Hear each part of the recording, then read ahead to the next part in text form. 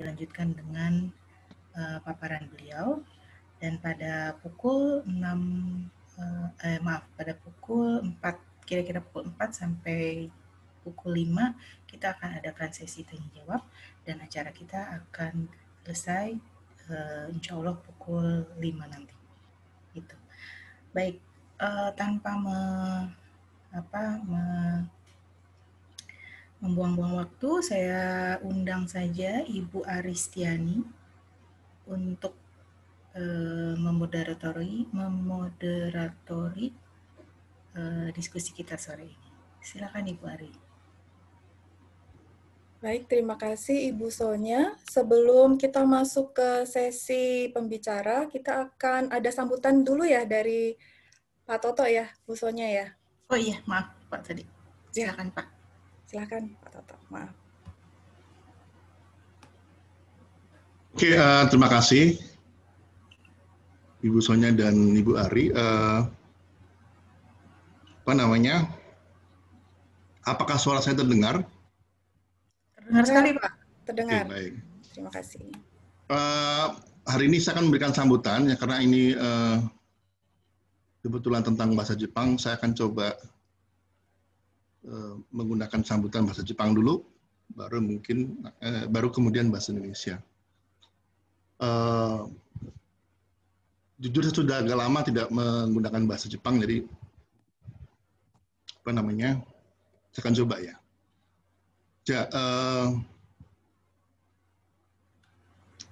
Honjitsu wa watashi tachi no webinar ni go sanka itadaki makoto ni arigatou gozaimashita. Sekai ni okeru Nihongo Kyoiku ni tsuite presentation o shite itadaku Kokusai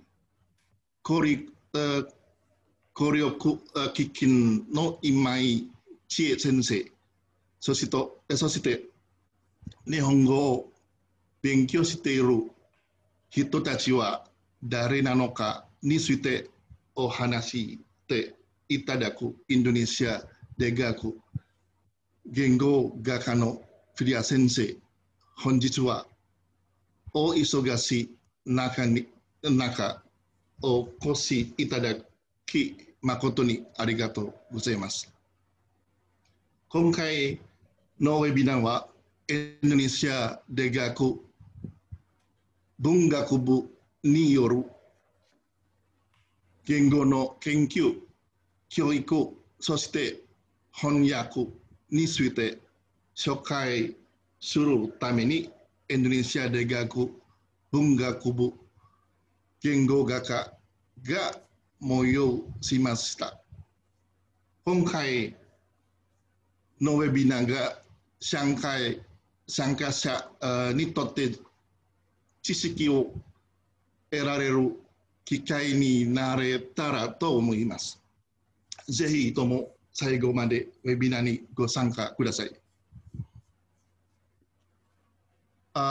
Pertama-tama saya ingin mengucapkan terima kasih kepada para hadirin semua yang telah menyempatkan datang ke dalam webinar kita sore hari ini. Ucapan terima kasih juga saya sampaikan kepada Imai Chie Sensei dari Japan Foundation yang berkenan untuk menyampaikan presentasi tentang pengajaran bahasa Jepang di seluruh dunia. Terima kasih juga saya sampaikan kepada Filia Sensei dari Departemen Linguistik Universitas Indonesia yang berkenan berbicara tentang siapa saja yang belajar bahasa Jepang. Webinar ini diselenggarakan oleh Departemen Linguistik Fakultas Ilmu Budaya Universitas Indonesia, Fakultas Ilmu Pengetahuan Budaya Universitas Indonesia, untuk memperkenalkan penelitian, pengajaran, dan penerjemahan bahasa yang diselenggarakan oleh Fakultas Ilmu Budaya Universitas Indonesia. Pada kesempatan kali ini kita akan mendengarkan tentang bahasa Jepang. Mudah-mudahan semua orang dapat mengambil manfaat positif pada webinar ini. Selamat mengikuti webinar. Terima kasih. Terima kasih Pak Toto atas sambutannya. Baik, Selamat sore Bapak dan Ibu, Assalamualaikum warahmatullahi wabarakatuh. Salam sejahtera bagi kita semua. Terima kasih telah berpartisipasi dalam webinar bahasa dengan tema pengajaran bahasa Jepang di Indonesia. Saya Ari yang akan bertugas menjadi moderator pada kesempatan kali ini. Honjitsu wa oisugashii tokoro, webinar bahasa ni go sanka itadaki makoto ni arigatou gozaimasu. Honjitsu no shikai o tsutome sasete itadaku Ari to moshimasu. Sore dewa kore yori webinar bahasa o hajime sasete itadakimasu. Saigo made douzo yoroshiku onegai itashimasu.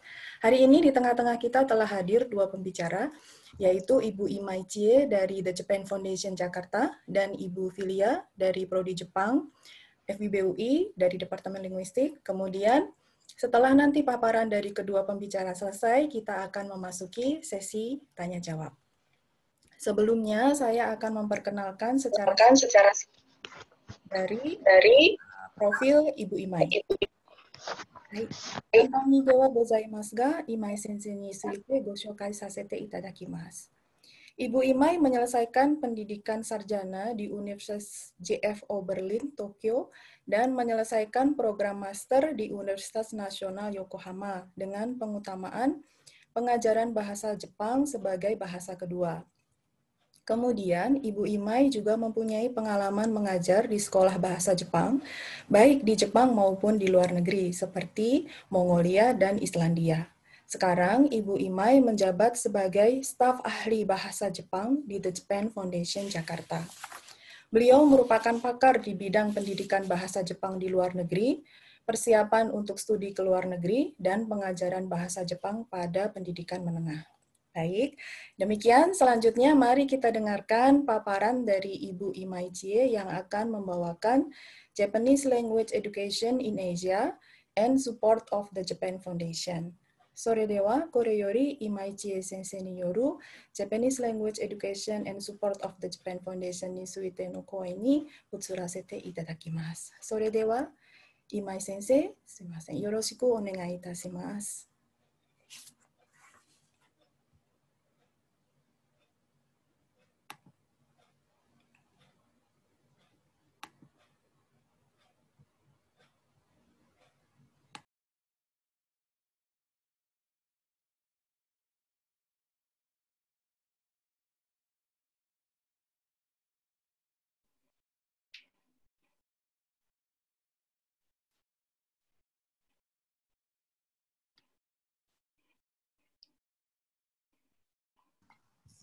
はい、皆さん聞こえますでしょうか？アリさん大丈夫ですか？ Oke, selamat siang semuanya. Selamat siang. Good afternoon. Good afternoon, everyone. I'm talking in English today, and I'm Chie Imai, as introduced, and I'm from the Japan Foundation Jakarta. And it is a great honor to have opportunity like this today to talk this webinar. And today I will talk about the overview of Japanese language education in the world and especially Asia and Indonesia. Okay, let's get started. Okay. Today I will talk about 3 topics. So firstly,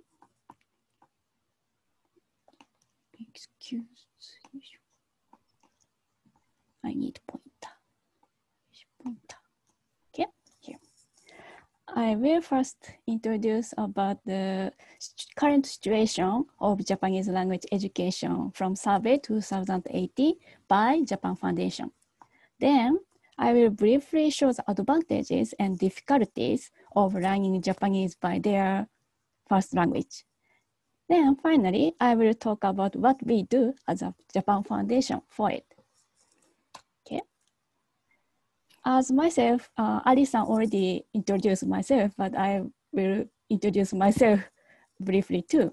I've been teaching Japanese language in 3 countries and taught for students about 10 countries, mostly in Asia. And this is a photo that I taught in Mongolia. And I was in Mongolia for 5 years, taught secondary school student. And this is also the photo from Mongolia. I used to wear these kind of clothes in Mongolia. And I also taught in Iceland for university students too. And today I'm joining this webinar from Japan. This is a virtual background, but I'm actually in Japan. And I'm really glad to talk here too. Okay, so this is my self-introduction. And let's move on to the first topic. So we will look at the survey by Japan Foundation. The Japan Foundation does this research once in 3 years. And the latest survey was held in 2018. So this is the newest data. The result came out just a few months ago. So this is really, really new. And we send out all the questionnaires to schools, institutions all over the world who teach Japanese. And as here in Indonesia, we send the questionnaires materials in 2019. So this is quite new too. And you can see all the data and analysis on the website of Japan Foundation in Japanese and also in English. Actually, English version was just came out a few days ago. So this is really new. Okay. Then let's look at the percentage. Let's look at the number of the learners by country. I will show you the top 10 countries. Do you know where the Indonesia is? Can you guess? Is Indonesia in the top 10 or not top 10? Or number 8, number 7, number 6, where? All right, did you think about that?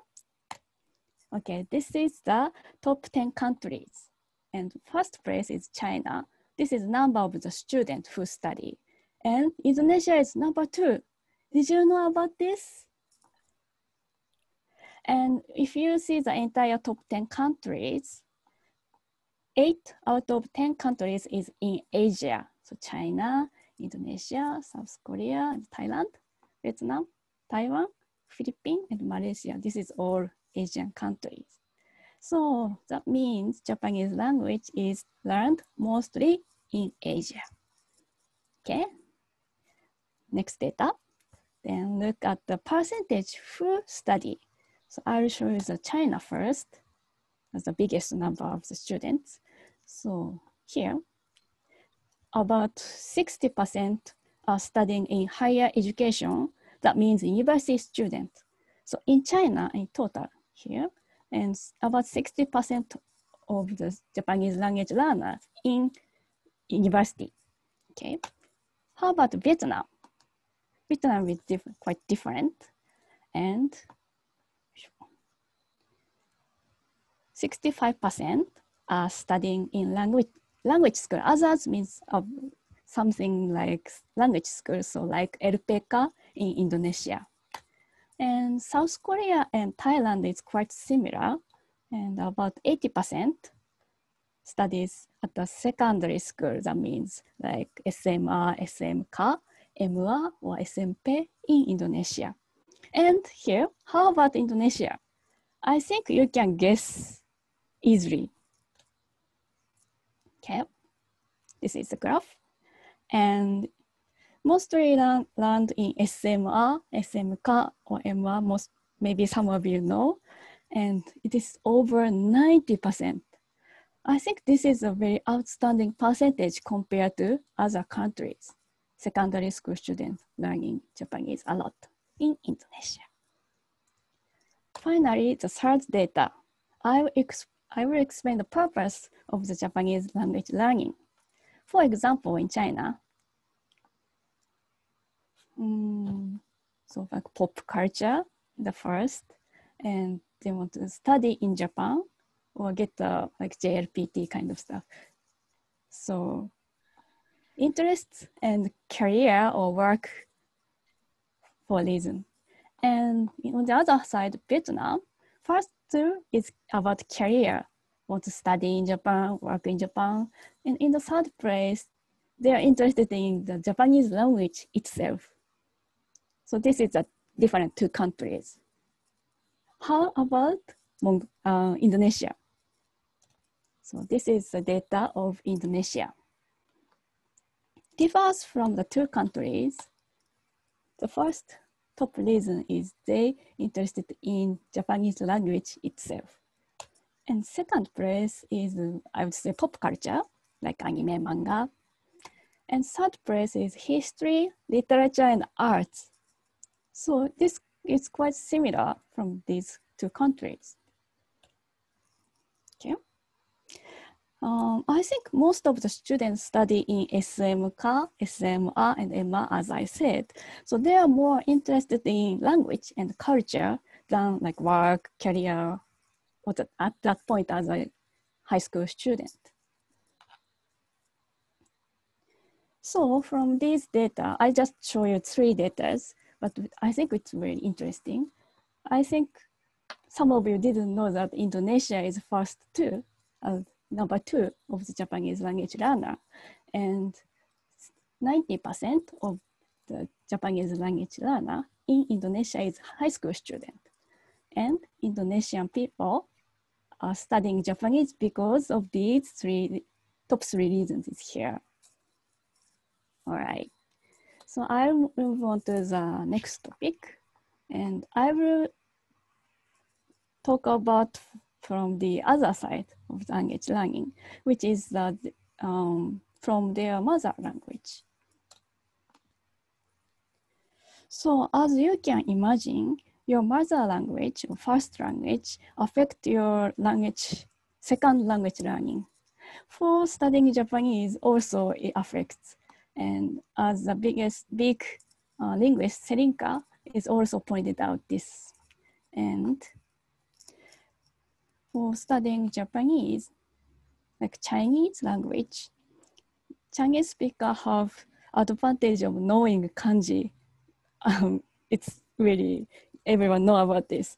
And actually kanji in China and Japan is little bit different, but we can understand what they are meaning. When I went to China as a Japanese language speaker, I can understand the signs on the street. Oh, this is a bookstore. Oh, this is a parking, and this is a restaurant. I could understand it.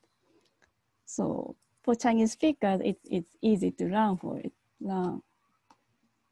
Okay. For Korean speakers, maybe you might know, grammar is similar. And also we have both vocabularies from Chinese kanji. Some words or vocabulary we have same or similar words too. And also Vietnam. Some of you might know that Vietnam language is from some vocabularies from China, and we also have the same vocabulary from Chinese kanji, and it is called kanjigo or kanetsugo in Japanese too. And they have books or materials that kanetsugo and Japanese language, and they can study from it. So it is easier to learn Japanese vocabulary. How about Indonesian language, Bahasa Indonesia?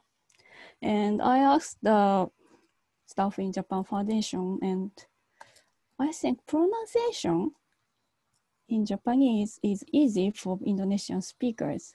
I have been studying Indonesian for a few months. I'm not good at it, but I think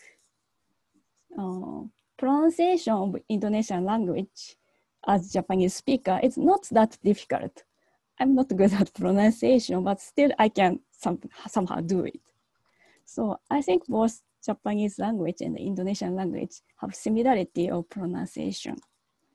Also, the difficult part or difference part is, I would say 2, and one is the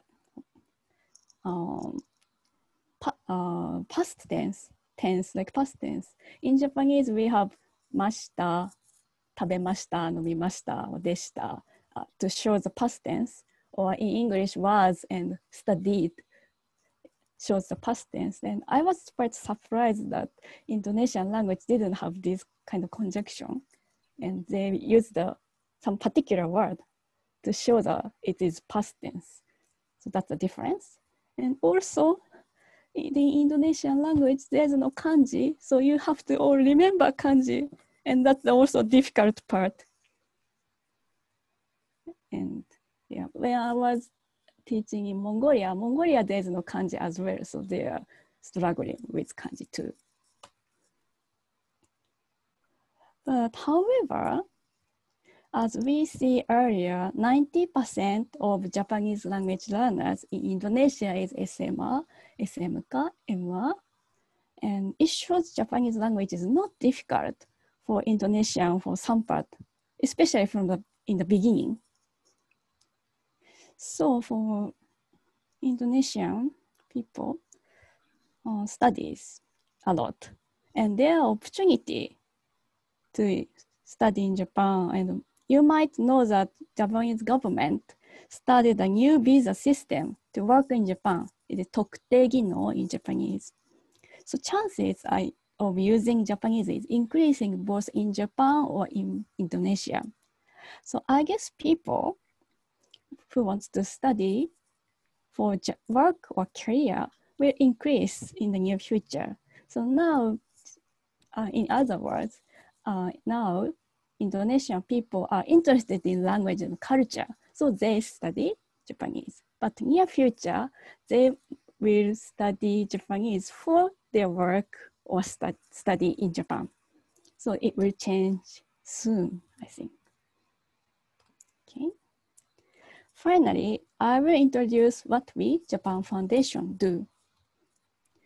The Japan Foundation do 3 parts: budaya, culture, Bahasa Japan, language, and also the studies of Japanese. We fund the researchers too. And today I will especially introduce about Bahasa Japan. This is the example of what we do as a Japanese language section. We support Japanese learners and teachers by operating the event, like presentation competitions for learners. And we also do the workshops for teachers for new teaching method, new teaching materials. And we also supported by funding. And you might know that there's a proficiency exam for Japanese. And we organize Japanese proficiency exams such as JLPT or JFT Basic. In addition, here, we send Nihongo partners in Asia, Nihongo partners that we send Japanese citizens to schools in Indonesia or Thailand or other Asian countries. Sorry. And however, we send over 150 Japanese citizens to Indonesia each year. And this is the biggest number of people all over the Nihongo partners. So Indonesia is very big for Nihongo partners program. Unfortunately, this year we couldn't send the Nihongo partners because of the COVID-19, but hopefully next year we can invite the Japanese citizens to maybe your school, maybe not in high schools, but you might meet the Nihongo partners in Indonesia. Okay. And next part, as I said, there are opportunities for increasing work in Japan. We support these programs by preparing Japanese language course for EPA, program EPA, and also making materials and teaching education and doing the exam JFT Basic for foreign human resources, 外国人材 or 特定技能. And we will focus on it to more. And you might want to know about the materials. And there are materials that we make. We create a new textbook or translate to Indonesian. And here we created a textbook based on Ka Tigabras for SMR, SMK, and Nihongo Kira is for SMR students. And this is published a few years ago. And there's a book Satu Book Duo, Book Tiga. And now we are preparing to publish a new book for SMK students called Nihongo Raku. This is very new. And hopefully we can publish or put it on website and you can download it, hopefully within this year. So we are creating these textbooks. And for Minato, do you know Minato? Maybe some of you already registered, but this is an online course for Japanese language. And you can learn it mostly for free. And anyone can use it. Then anytime, anywhere, you can study it. And you can study from the beginning. You have beginner course too. And there are interesting courses such as Kansai Ben, Kansai Direct course, or Ikebana. You can do Ikebana online, or Shodo, Japanese calligraphy too. And if you are interested in anime, there's an anime language course too. So I think it's a really interesting course here. And there's other textbook called Idodori. This is also new. And you can download this Idodori online. So you don't have to pay any money. And you can use it. And there's an Indonesian version, Indonesian translated version as well. So you can use it online too. All right. So I would like to show you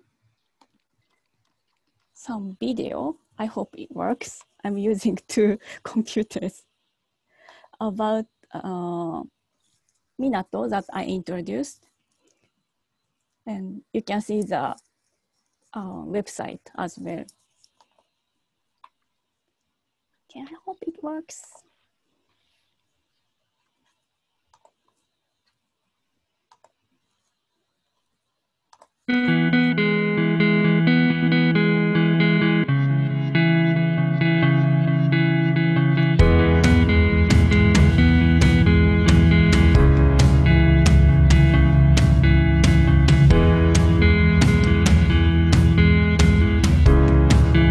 はい、どうぞ。どちらまでですか1000円欲しいな。こちらです。行ってみてもいいですか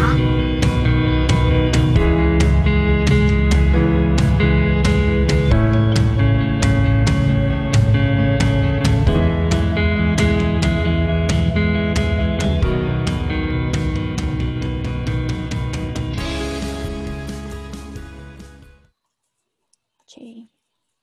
And some of you might interest of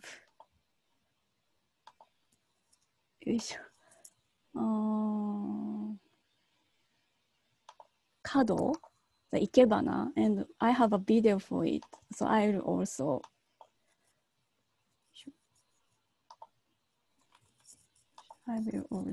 play this too.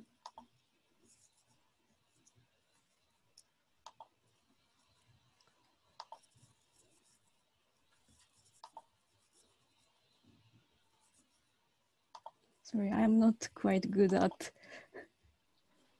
this. Okay, next video is about Ikebana. It should be somewhere.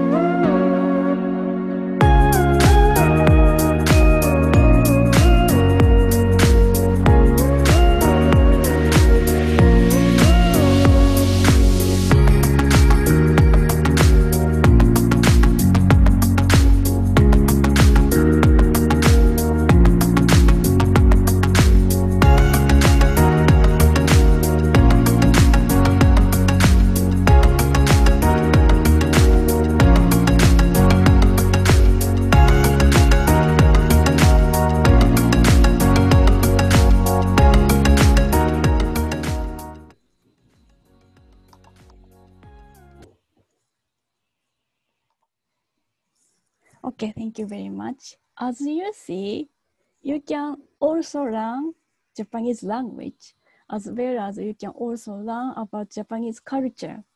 And for as myself, as a Japanese, it is difficult to learn Kado, Ikebana, like you see the latest video.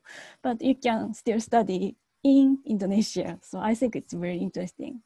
So we have this kind of course of Ikebana or Shodo.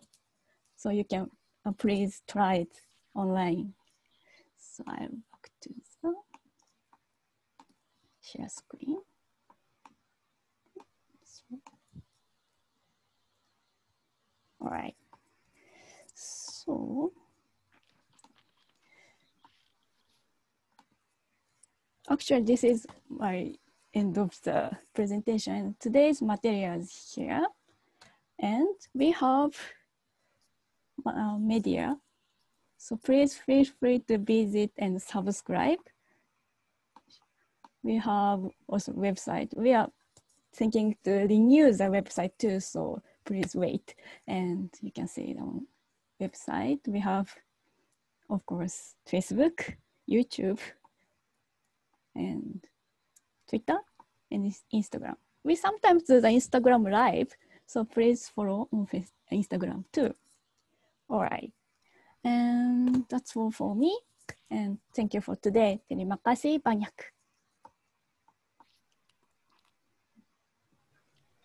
Baik, terima kasih banyak Imai Sensei atas paparannya yang sangat menarik. Jadi minasang, ternyata kita jadi tahu bahwa pembelajar bahasa Jepang di Indonesia itu ternyata di dunia nomor 2 ya. Wah, luar biasa sekali. Jadi ini membuka peluang bagi guru bahasa Jepang juga bagi mahasiswa yang belajar atau membelajar bahasa Jepang seluruhnya. Selain peluang, tentunya juga ada tantangan-tantangan ya dengan banyaknya orang yang sekarang belajar bahasa Jepang. Kemudian tadi juga disampaikan oleh Imai Sensei bahwa ada Minato. Silakan habis ini atau sekarang juga bisa minasang sambil Google ya, googling, dicek Minato. Minasang di situ tadi sudah dijelaskan ada bisa belajar Ikebana, kemudian Shodo. Kemudian ada anime juga ya, kemudian ada bisa belajar Kansai-ben. Wah, menarik sekali tuh. Barangkali kita bisa sama-sama ya nanti belajar Kansai-ben di Minato. Kemudian di YouTube-nya juga ada, Instagram juga ternyata ada ya. Jadi, minasang silahkan gunakan yang untuk mahasiswa terutama ya, silakan gunakan support yang sudah diberikan oleh The Japan Foundation itu untuk meningkatkan kemampuan bahasa Jepang dan lebih untuk mengenali kebudayaan Jepang. Demikian. Baik, terima kasih sekali lagi Imai Sensei. Kemudian sebelum masuk ke sesi pembicara kedua, kita akan mengadakan foto bersama, sesi foto bersama. Betul demikian? Mbak Rizka ya. Baik, mohon kesediaan Bapak Ibu, minasang adik-adik sekalian untuk men-start videonya ya, supaya kita bisa ambil fotonya. Oke, terima kasih. Sesi foto ini akan dipandu oleh Mbak Rizka. Baik. Ya, terima kasih. Silakan.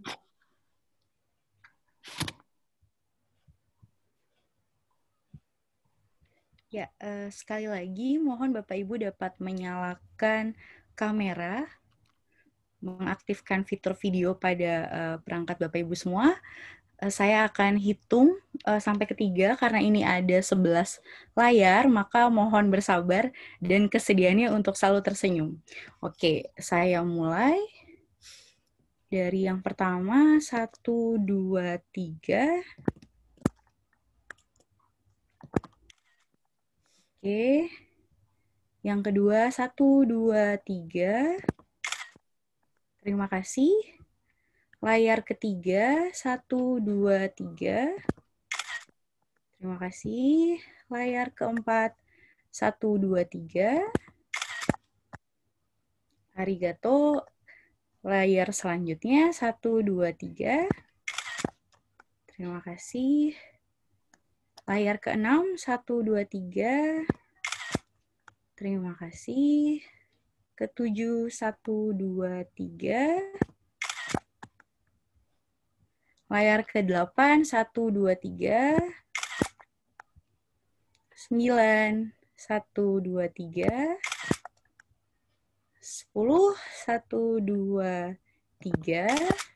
Dan yang terakhir 11, 1, 2, 3. Terima kasih. Silakan saya kembalikan kepada Ari Sensei. Ya, terima kasih Mbak Rizka. Baik Bapak Ibu, adik-adik sekalian, selanjutnya kita masuk sesi pembicara 2 ya. Saya akan memperkenalkan terlebih dahulu profil Ibu Filia. Kantan nige wa gozaimasu ka? Filia sensei ni tsuite go shoukai sasete itadakimasu. Ibu Filia adalah staf pengajar Prodi Jepang Fakultas Ilmu Pengetahuan Budaya Universitas Indonesia sejak tahun 2002. Beliau menyelesaikan pendidikan sarjana hingga doktoral di FIB UI dengan pengutamaan mengenai tindak tutur. Beliau memiliki peminatan di bidang pragmatik dan analisis wacana. Kemudian, beliau juga menjabat sebagai Ketua Laboratorium Leksikologi dan Leksikografi Departemen Linguistik FIB UI. Selain itu, beliau juga menjabat sebagai Wakil Ketua Asosiasi Studi Pendidikan Bahasa Jepang Indonesia atau ASPBJI Korwil Jabodetabek. Oke, baik. Berikutnya kita akan mendengarkan paparan dari Ibu Filia mengenai siapa saja yang belajar bahasa Jepang mempersiapkan generasi penerus. Sore dewa, kore yori Filia sensei ni yoru Nihongo gakushusha wa dare nanoka jisedai e no junbi e ni tsuite no koen ni utsurasete itadakimasu. Sore dewa Filia sensei, yoroshiku onegai itashimasu. お願いします。発表させていただきます。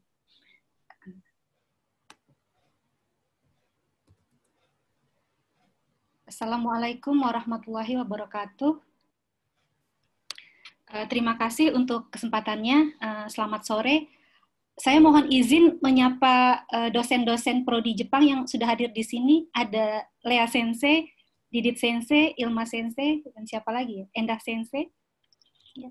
Lalu kemudian izinkan saya menyapa teman-teman angkatan saya 97 yang sudah hadir juga bergabung di sini.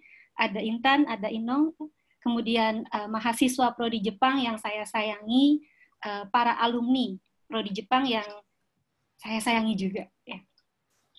Terima kasih. Ya, kalau tadi Imai Sensei bicara mengenai bahasa Jepang di Asia ya. Bahasa Jepang di Asia. Kalau saya akan sharing ya, sore-sore ini saya akan sharing saja, saya akan ngobrol mengenai pembelajar bahasa Jepang ya di tempat saya mengajar begitu. Ya. Kalau ditanya ya, siapa saja yang belajar bahasa Jepang? Who's studying Japanese? Ya. Nah, kita akan lihat di sini ya, sepertinya ada perbedaan antara generasi angkatan 90-an dengan generasi 2000-an, terutama di sini di entry gate ya. Entry gate generasi 90-an tampaknya berbeda dengan entry gate generasi 2000-an ya. Nah, kalau kita lihat di sini ya, entry gate itu apa sih? Entry gate itu pintu gerbang ya, entry gate untuk mulai belajar bahasa Jepang sebelumnya bertemu dengan apa pintu gerbangnya. Nah, di sini kalau kita lihat entry gate untuk angkatan dekade 90-an ya. Kalau saya tanya teman-teman saya, entry gate-nya apa dulu belajar bahasa Jepang gitu ya. Oh, film Shogun, kemudian serial Oshin, kemudian apalagi drama Tokyo Love Story ya. Ordinary People. Nah, ini angkatan 90 senyum-senyum nih kayaknya nih ya. Ya. Nah, lalu bagaimana entry gate generasi 2000-an? Generasi 2000-an ini entry gate-nya antara lain anime. Lalu kemudian game, manga, light novel, visual novel, beberapa juga ada drama. Pada tahun 2017, saya mengadakan survei mengenai entry gate. Apa yang menjadi entry gate mahasiswa untuk belajar bahasa Jepang? Ya, ini data tahun 2017 ya. Ternyata entry gate yang pertama itu adalah anime dan manga, ya 76%. Ya. Lalu kemudian disusul oleh musik di sini. Ya, musik maksudnya lagu, begitu ya. Kemudian disusul oleh games. Ya. Selanjutnya apa lagi? Nah, selanjutnya di sini ada light novel. Ya, ada artis dulu, ada idol, artis, lalu kemudian light novel. Nah, kemudian film. Nah, ini menarik ya. Light novel lebih tinggi dari film. Ya, mungkin karena sudah pada suka anime ya. Jadi film tidak begitu ya. Kemudian beralih ke light novel. Ya. Ada juga yang mengatakan bahwa entry gate mereka itu adalah butai. Kemudian seiyu. Apa itu butai? Apa itu seiyu? Ya. Waktu saya angkatan 90-an, apa ya begitu. Kemudian saya tanya para responden itu yang menjawab ya, apa itu light novel begitu ya. Light novel itu novel tapi ada gambarnya, banyak gambarnya ya.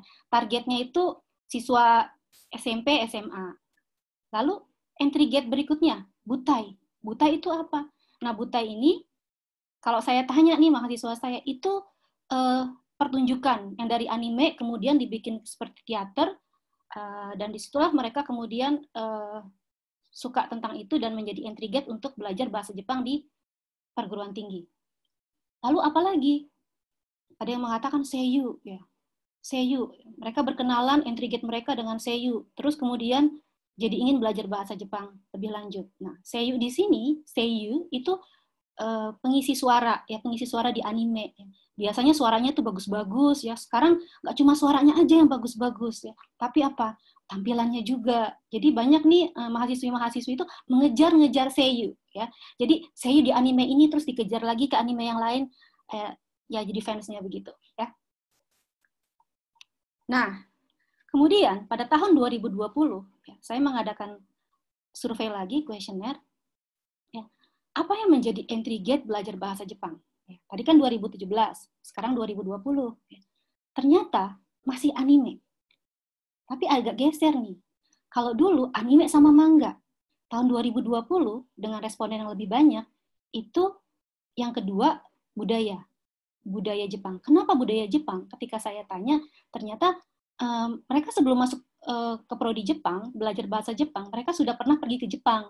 Lalu mereka rata-rata ya sudah pernah ke Jepang untuk traveling. Jadi mereka bisa lihat kehidupan di sana, lalu kemudian memutuskan untuk belajar bahasa Jepang. Nah, peringkat ketiga itu baru komik, manga. Ya, kemudian seterusnya ada games, musik, idol, dan lain-lain. Ya, jadi tetap ya entry gate pertama itu adalah anime. Ya. Nah, lalu apa lagi ya? Lalu kemudian kalau kita lihat di sini, ya, ini pada tahun 2020 juga ya. Tunggu sebentar. Ini kalau kita lihat di sini apa namanya? Generasi 90-an. Ini kita lihat generasi 90-an ya, maaf. Generasi 90-an ini kalau ditanya, kenapa pilih prodi Jepang ya? Karena mereka ingin menjadi ahli di bidang kejepangan. Karena mereka ingin mahir di bidang bahasa Jepang. Ya. Lalu kemudian saya tanya di survei 2017, ya, apa yang menjadi alasan untuk memilih melanjutkan pendidikan lebih lanjut di program studi Jepang? Ya. Jawabannya adalah 88% menyatakan, 88% mengatakan bahwa mereka ingin karena mereka menyukai pop culture, karena mereka menyukai pop culture, anime, manga dan seterusnya. Nah, hanya 12% yang mengatakan bahwa mereka ingin mahir bahasa Jepang, ingin memiliki bidang keahlian di kejepangan. Jadi begitulah kondisinya, ya. Nah, masalahnya begini. Karena sebagian besar itu minatnya di pop culture, di anime, ini sedikit ada masalah. Ya. Ketika mereka masuk belajar di prodi Jepang, mereka tidak menemukan apa yang menjadi minat atau hobi mereka itu. Ya, di perkuliahan mereka tidak menemukan itu. Ya. Mereka justru bertemu dengan kanji, ya, hiragana, katakana, ya, tiap hari harus dihafalkan, ya. Jadi mereka nggak ketemu minat dan hobi mereka itu. Alhasil terjadi degradasi, penurunan nilai bahasa Jepang, terutama untuk kanji dan tata bahasa. Ya, ini yang dialami di lapangan. Namun, ada namunnya. Di sisi lain itu ada peningkatan kemampuan listening. Ya, jadi kemampuan menyimak mereka itu tinggi. Ya, sayangnya saya tidak tampilkan di sini ya. Rata-rata 98, 100, 97 begitu ya. Kenapa? Di satu sisi ada kelemahan, tapi di satu sisi kelemahan untuk menyimak itu naik. Mungkin karena ini sering nonton anime ya. Jadi mimi ga nareru ya, nareteru ya. Nah, ini sedikit sekilas mengenai data survei di 2020 yang saya lakukan juga ya. Kalau tadi kan alasan belajar di perguruan tinggi karena suka budaya populer ya. Untuk tahun 2020 juga sama karena mereka suka budaya populer. Ini hasil di tahun 2020. Namun ternyata jumlahnya tidak sebanyak yang tahun 2017. Ini data ini saya ambil setelah pandemi ya. Jadi peringkat kedua itu karena mereka ingin mahir bahasa Jepang, memiliki keahlian di bidang kejepangan. Ini datanya agak geser gitu ya. Dan kemudian alasan mereka untuk belajar di bahasa Jepang di perguruan tinggi karena ingin melanjutkan kuliah dan bekerja di Jepang. Lalu ada juga yang mengatakan ingin bekerja di Jepang. Ya. Lalu peringkat yang kelima ya, yang ada 12 responden ini, mereka ingin melanjutkan sekolah. Ya, jadi ada kombinasi antara ingin kuliah dan kerja, terus ada yang ingin kerja saja dan hanya ingin sekolah aja tapi nggak mau kerja di Jepang. Mungkin kerjanya maunya di Indonesia, begitu. Ya. Kemudian berikutnya ada yang suka budaya Jepang dan ingin tinggal di Jepang. Jadi nggak tahu nih ingin tinggal Jepangnya mau kerja atau mau belajar begitu ya, karena jawabannya seperti itu saja.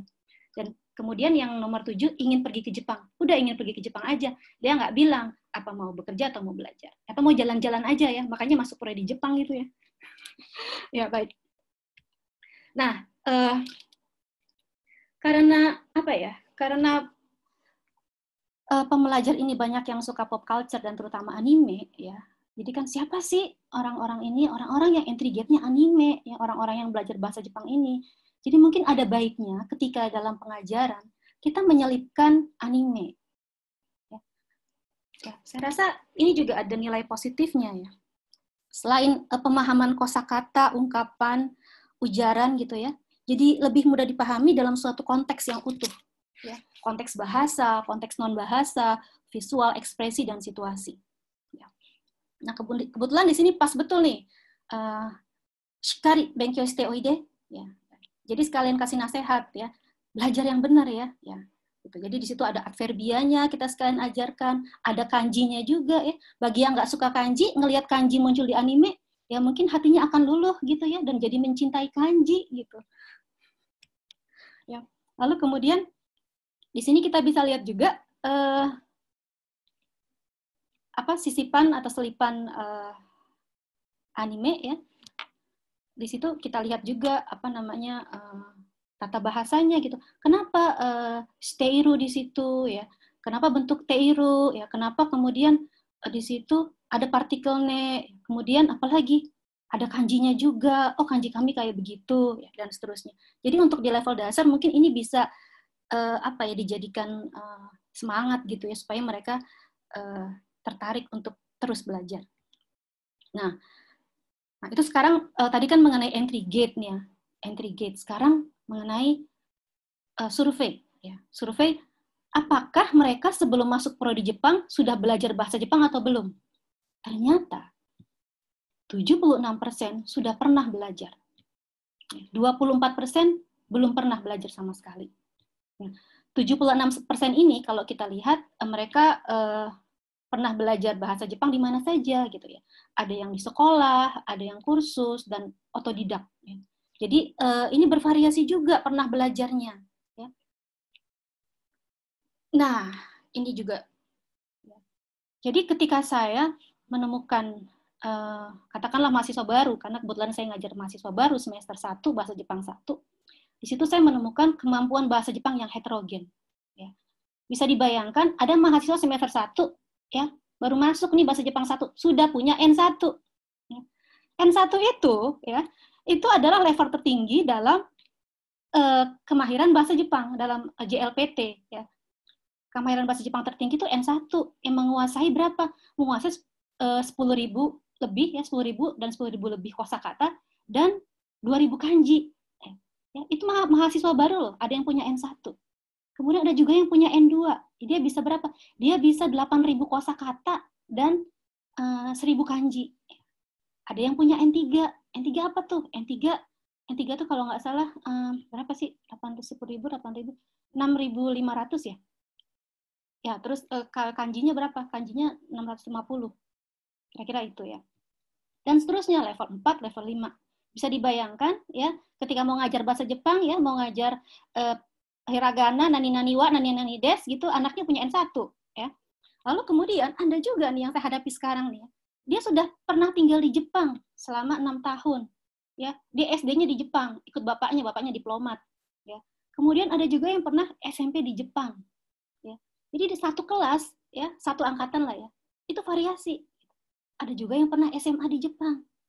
Bahkan ada juga yang sudah pernah S1 di Jepang, terus daftar lagi ujian SIMAK, masuk UI, ya, dia udah S1 di Jepang, terus daftar lagi S1 di Prodi Jepang FIB. Ini bayangkan. Jadi, apa namanya, begitulah kondisi pembelajar bahasa Jepang yang heterogen. Nah, kalau kita ngajar bahasa Jepang, kan enaknya homogen ya, semua dimulai dari sama-sama gitu ya. Kemampuannya sama begitu. Tapi di sini ternyata tidak seindah yang dibayangkan gitu ya. Jadi, tapi tidak apa-apa. Ini justru bagi saya ada sisi positif ya. Karena kita diajarkan untuk melihat dari sisi positif terus kan ya. Jadi ini kemudian saya buat klaster pendampingan. Ya. Jadi bagi yang sudah pernah belajar, kemudian mendampingi yang belum pernah belajar, belum bisa, yang perlu dibantu. Kira-kira seperti itu. Ya, dan ini sedang berlangsung ini klasternya. Jadi satu tutor itu ada 2 atau 3 mahasiswa. Ya. Biasanya kalau saya sih kalau bisa tutornya laki-laki, terus yang dibantu laki-laki juga gitu. Biar mungkin komunikasinya lebih nyambung ya, lebih enak. Nah, oke. Nah, karena kita masuk ke pandemi, ya maksudnya dalam masa pandemi ini merupakan tantangan ya. Jadi ada yang WA pribadi ke saya bahwa dia tidak bisa belajar melalui Zoom karena terdistract, waktu belajarnya kurang dan ingin privat. Saya bilang, oh jangan privat, sebentar, kita mau bikin klaster gitu. Akhirnya kita bikin klaster untuk mengantisipasi yang merasa tidak cukup belajar bahasa Jepang lewat Zoom selama masa pandemi ini. Ya. Lalu kemudian selain itu saya coba untuk sering menyapa secara japri ya. Kendalanya apa? Ya memang ada pekerjaan lebih tapi tidak apa-apa karena kebetulan saya suka mengajar jadi tidak apa-apa kita menyapa mahasiswa untuk tahu permasalahan mereka yang mereka hadapi. Ya, nah ini kemudian buku-buku yang digunakan di katakanlah di tempat saya, di tempat kami mengajar begitu ya. Di sini ada buku Minano Nihongo yang mungkin sudah tahu semua gitu ya, ada tata bahasanya, di sini ada untuk listeningnya, kemudian di sini ada untuk apa? Untuk reading ya. Kemudian di sini juga Minano Nihongo yang saya tunjuk ini kumpulan soal ya. Jadi kalau misalnya mau ujian ya baca aja buku ini nih ya. Pasti nanti ada yang keluar nih ya. Paling senseinya cuma ganti-ganti subjek gitu ya, ganti-ganti predikat gitu kan. Nah, terus ini osie kata untuk dosennya, lalu kemudian di sini kita juga menggunakan Marugoto dari Japan Foundation ya. Ya, Marugoto ini ada yang untuk level dasar, basic dan juga untuk intermediate di sini. Nah, kalau untuk bahasa Jepang 3-4 ke atas yang intermediate, di sini ada buku tema Betsu ya. Dulu saya pernah tanya sama Lea Sensei, kenapa Sensei kok pakai buku ini? Katanya karena dokainya banyak. Pas saya lihat, oh betul dokainya banyak. Nah, kalau untuk level dasar kan komunikasi untuk survive ya. Tapi kalau untuk level yang lebih tinggi, untuk membaca koran gitu. Jadi sebaiknya banyak latihan membaca, begitu. Ya. Lalu kemudian di sini ada buku kanji ya, buku kanji yang kita gunakan di sini basic kanji. Ini dari zaman saya kuliah nih nggak ganti-ganti ya. Kayaknya buku apa ya, buku keramat ya. Tapi memang kalau menurut saya ini cukup baik sih, masih relevan ya untuk saat ini sampai saat ini. Ya, baik kalau kita lihat di sini ketika kita berbahasa ada 4 keterampilan di sini ya. 4 keterampilan berbahasa ini bisa kita lihat lagi ada input dan output ya. Kalau input reading, listening. Output writing, speaking. Ya. Nah, untuk reading ya, untuk input ya, kita kalau lihat di sini ya, mungkin kita bisa memanfaatkan aplikasi membaca. Ini ada pihak swasta yang menawarkan aplikasi membaca. Jadi di sini ketika kita mau meningkatkan kemampuan kita membaca, terutama dalam bahasa Jepang, bisa menggunakan aplikasi ini. Ini sayangnya masih dalam bahasa Jepang ya instruksinya. Jadi saya saran juga sama pihak itu untuk membuatnya dalam bahasa Indonesia supaya lebih mudah. Tapi ini masih proses ya. Jadi ini sudah berhasil aplikasi membaca ini di Jepang. Jadi aplikasi ini digunakan untuk anak-anak SMA yang mau masuk perguruan tinggi, kan banyak soal-soal doka itu ya, dalam bahasa Jepang. Nah, kemudian mereka menggunakan aplikasi ini dan mereka ada progres di situ, ada peningkatan. Jadi di situ akan dihitungkan bagaimana kecepatan membacanya. Jadi kamu kecepatan bacanya sekian nih, perlu ditingkatkan. Lalu kemudian ada soal-soalnya. Jadi mungkin aplikasi ini bisa digunakan dan mungkin cocok juga untuk masa pandemi ini ya, gitu. Kita bisa menggunakan aplikasi ini ya. Ya, nanti untuk aplikasi ini. Kemudian kemampuan menyimak ya. Kalau kemampuan menyimak, tadi saya udah bilang ya, meningkat ya, karena suka nonton anime. Jadi kalau dari pihak kami pengajar mungkin perlu menyapa pembelajar melalui soal-soal cokai, soal-soal listening, soal-soal menyimak ya, dengan platform emas, Google Form. Jadi ya kita kasih aja gitu, tolong ya dikerjakan, nanti kan ketahuan tuh siapa yang ngerjakan, siapa yang tidak begitu ya. Terus ketahuan juga dia berapa kali nyoba sampai betul semua begitu dan seterusnya. Nah, terus apa lagi nih pada masa pandemi seperti ini agak susah juga kan ngajar kaiwa gitu ya, ngajar percakapan. Ya akhirnya kita pakailah cara-cara yang simple-simple aja, tapi mungkin bisa jalan begitu ya. Misalnya seperti ini ya, ada jadi A, jadi B ya. Terus itu slide 1 tuh. Siapa jadi A, siapa jadi B ya. Terus udah gitu slide 2-nya saya kasih lihat di sini. Dihilangkan bagian-bagian tertentu bikin rumpang. Jadi mereka tadi apa yang ngomongnya ya gitu ya. Jadi mungkin ada sedikit latihan. Slide 3 dikosongkan sama sekali ya. Jadi ini mungkin bisa menjadi salah satu alternatif untuk belajar percakapan begitu. Ya. Nah, apalagi di sini? Ini Koryu ya, Nihon no Daigaku to Koryu ya.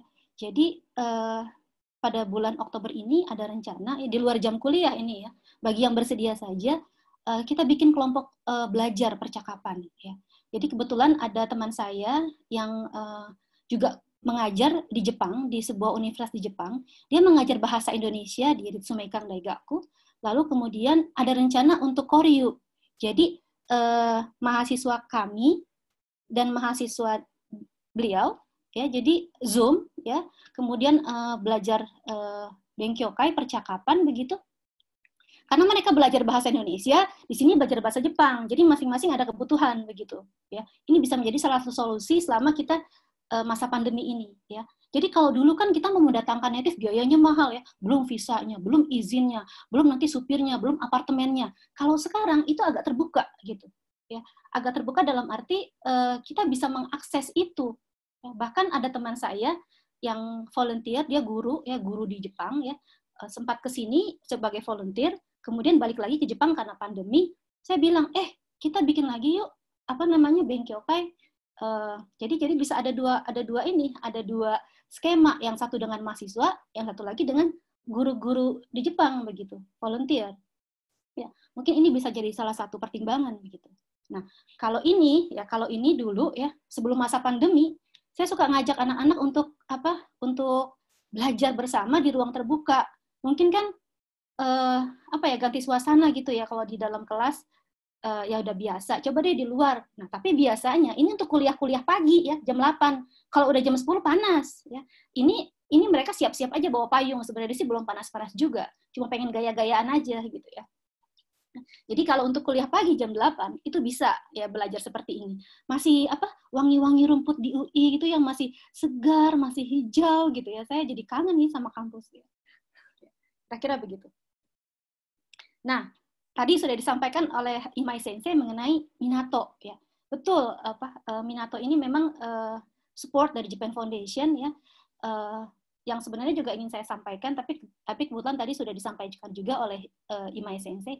Tambahan saja dari saya. Jadi kalau misalnya di sini kita mau belajar hiragana nih, kita belajar hiragana, terus kita belajar dan kita isi tesnya gitu. Nah kalau kita lulus, itu sertifikatnya keluar.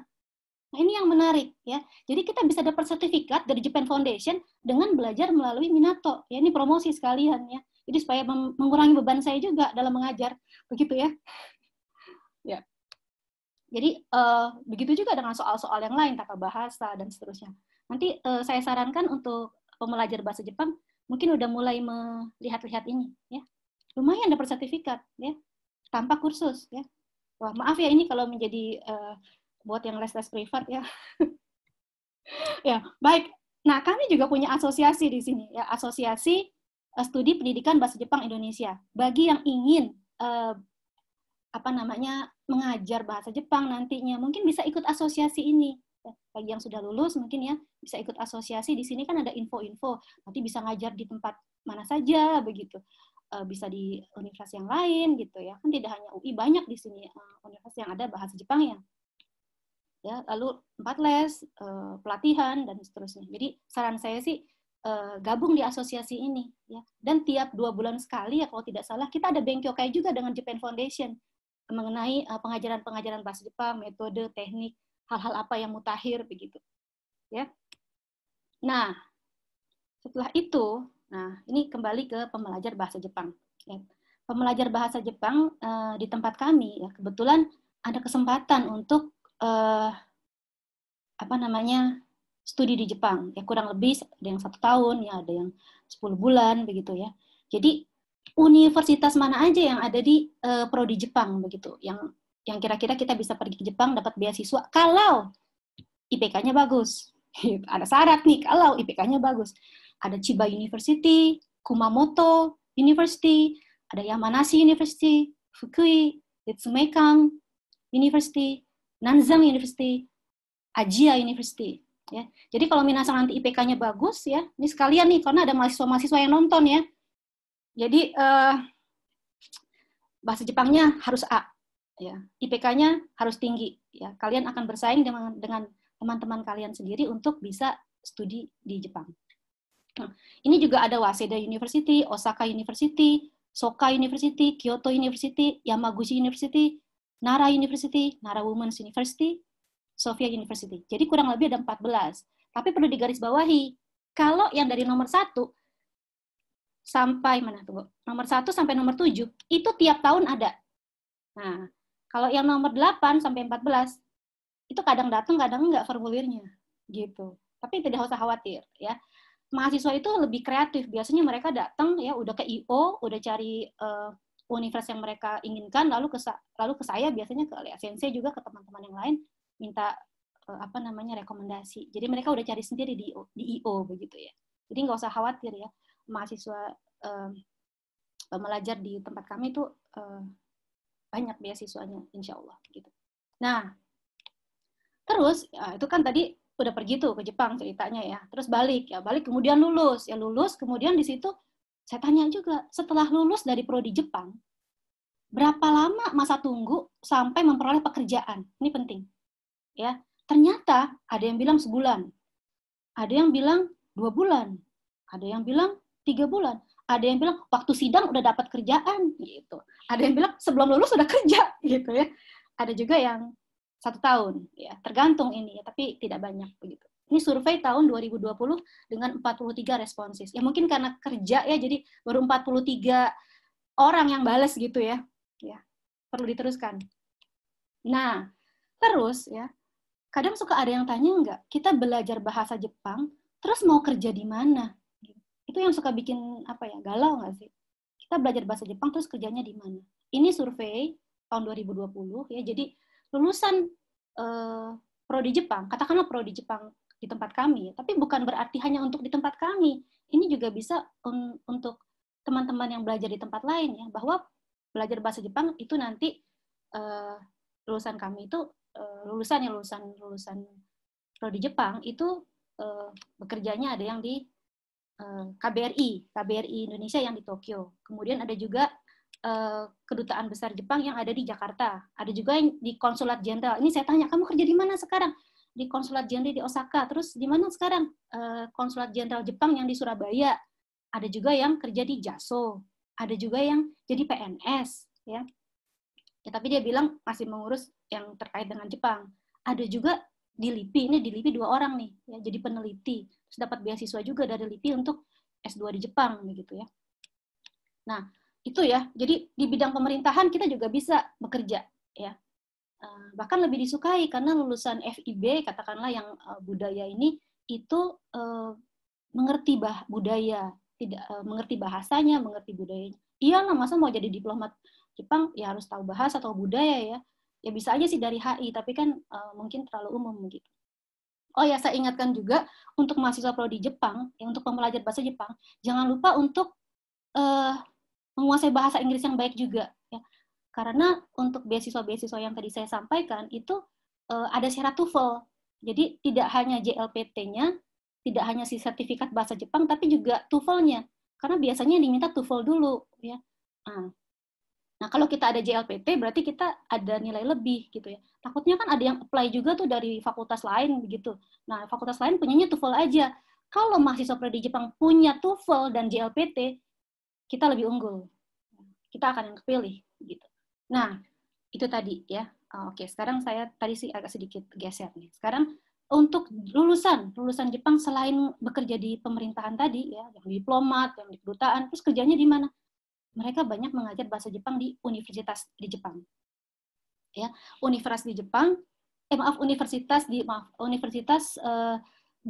prodi Jepang. Maksudnya universitas yang ada prodi Jepangnya. Jadi banyak yang jadi dosen. Yang lulusan prodi Jepang banyak yang jadi dosen, baik di Indonesia maupun di Jepang. Di angkatan saya ada 3 loh yang jadi dosen di universitas di Jepang, begitu ya.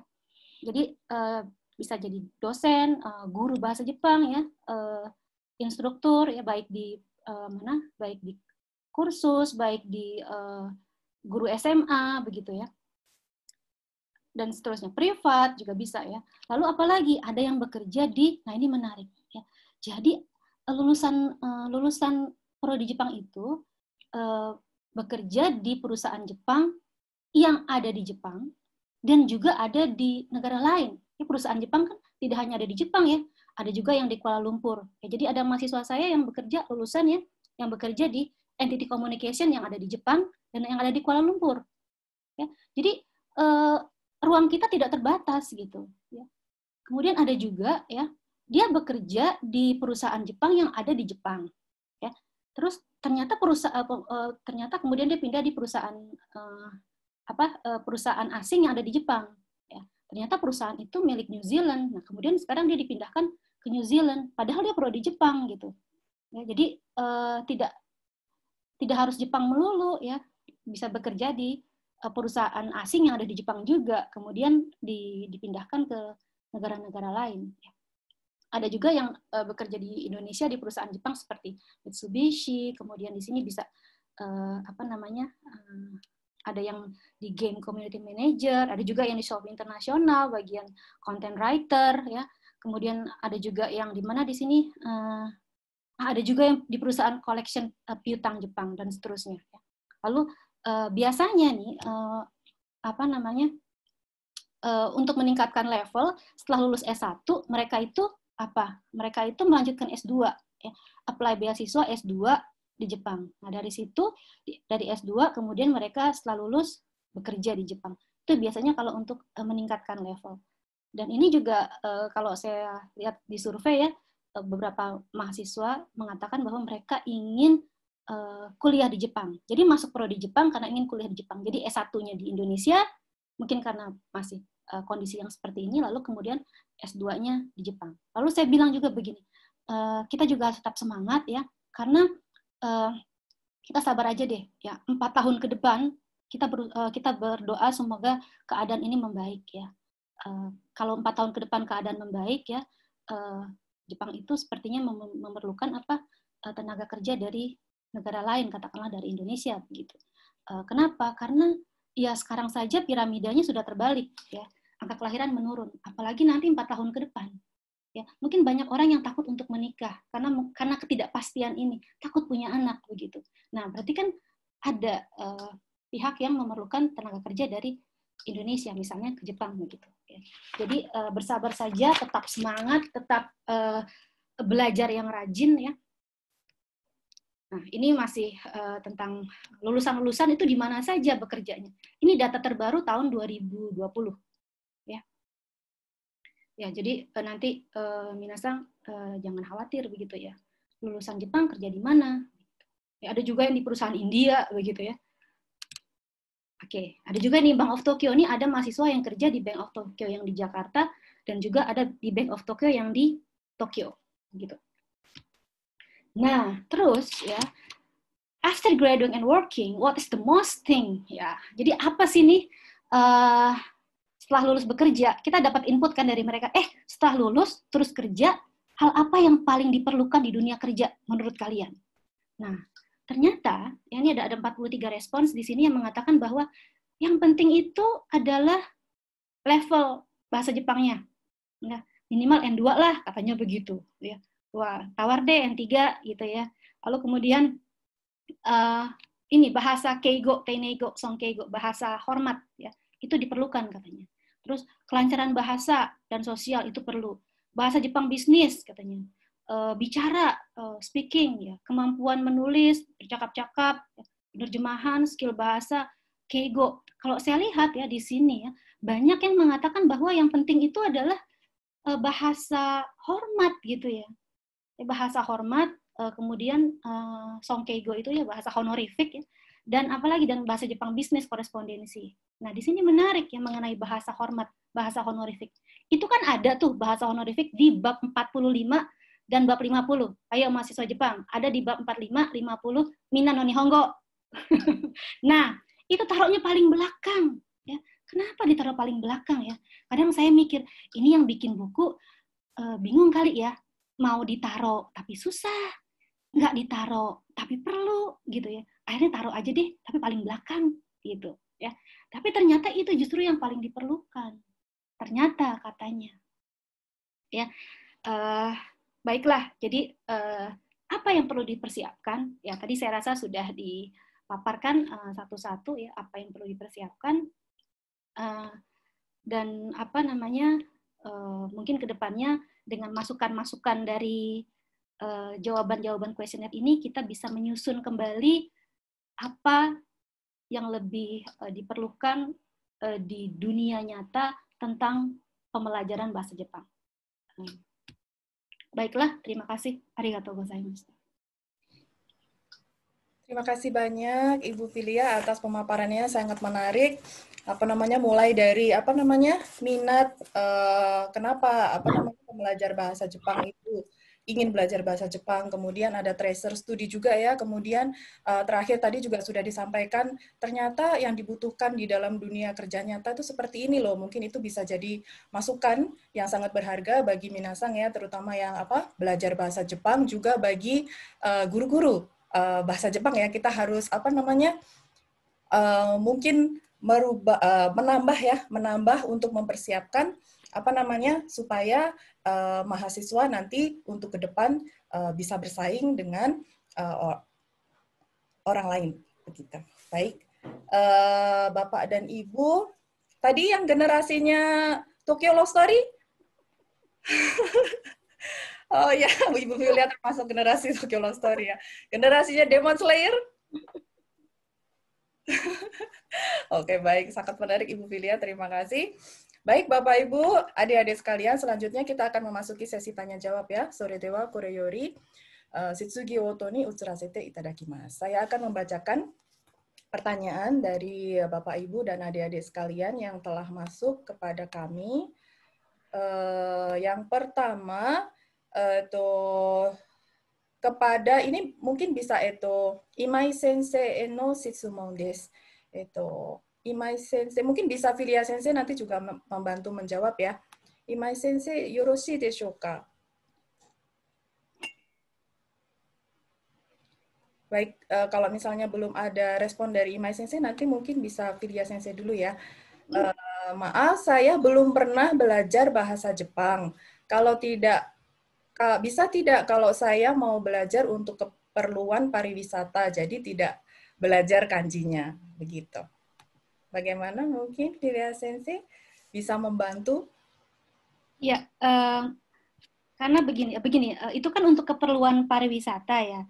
Pariwisata di mana gitu. Kalau misalnya dia sebagai guide ya, sebagai pemandu wisata, katakanlah bahasa ragam lisan, itu saya rasa bisa saja tanpa belajar aksaranya. Hanya saja alangkah baiknya kalau sekalian dengan aksara begitu ya.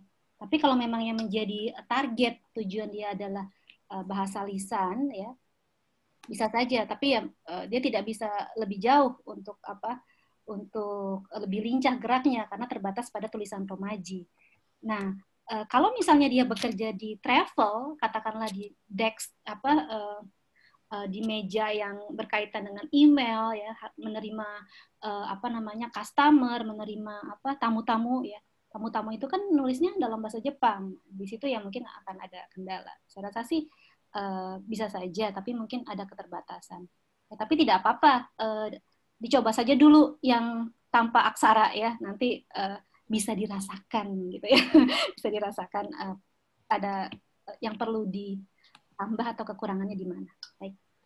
Baik, すいません。今井先生の質問です。よろしくお願いします。Terima kasih tadi Bu Filia. 今井先生、すみませんが、